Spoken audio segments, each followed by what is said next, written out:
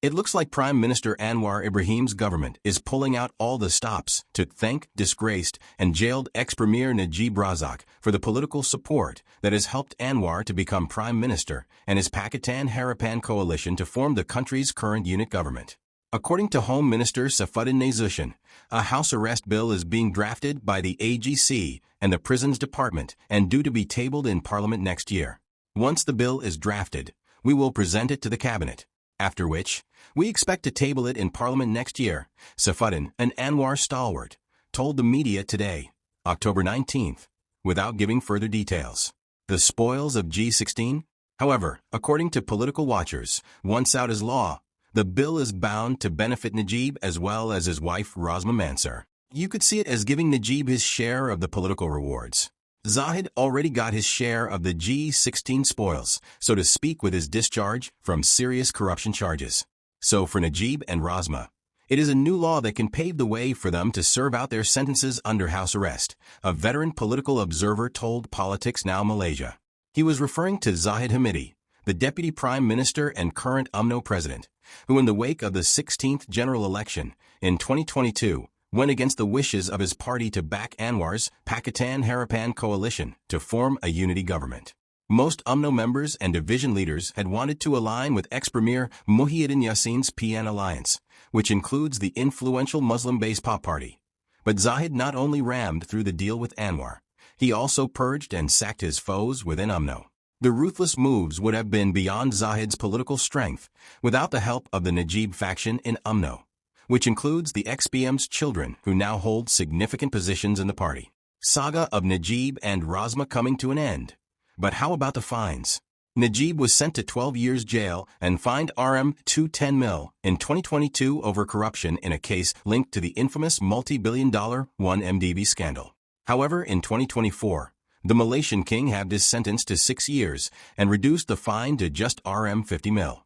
It was later revealed that the king had also issued an addendum order, allowing him to finish his sentence under house arrest. Najib, the prime minister who oversaw Malaysia's quickest and most extensive period of economic expansion, despite his administration also indulging in the greatest spree of corruption and kleptocracy in local history, is set to be released on August 23, 2028.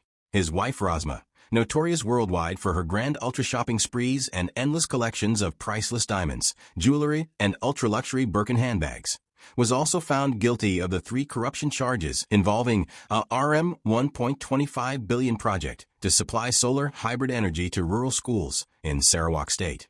The former First Lady of Malaysia was sentenced to a total of 30 years jail and fined Rm 970 mil and default 10 years jail. The sentences, which are 10 years jail for each of the corruption charge, are to run concurrently. She is still appealing the charges. Power corrupts even those who call themselves reformists. Of the 3, perhaps Zahid was the luckiest. He was granted a discharge not amounting to an acquittal DNAA by the High Court from all 47 charges of criminal breach of trust, corruption, and money laundering after the government's prosecution team decided to halt the case as they wanted to investigate the case more in depth. The controversial release was heavily slammed by the citizenry and rocked the Anwar administration. Anwar himself denied any connection between the DNAA and his GE16 deal with Zahid, but the loss in credibility has been serious and lasting. With the latest house arrest bill, it would be difficult not only for the self-styled reformist Anwar, but also for his Pakatan coalition, which includes DAP, to again expect the benefit of doubt from the public. I don't think Anwar or DAP cares about credibility anymore.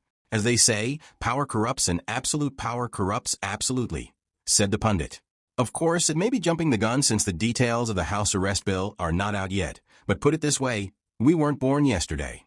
I think age will be used as the main reasons for the prisons board to decide favorably on Najib and Rosmah once the bill becomes law.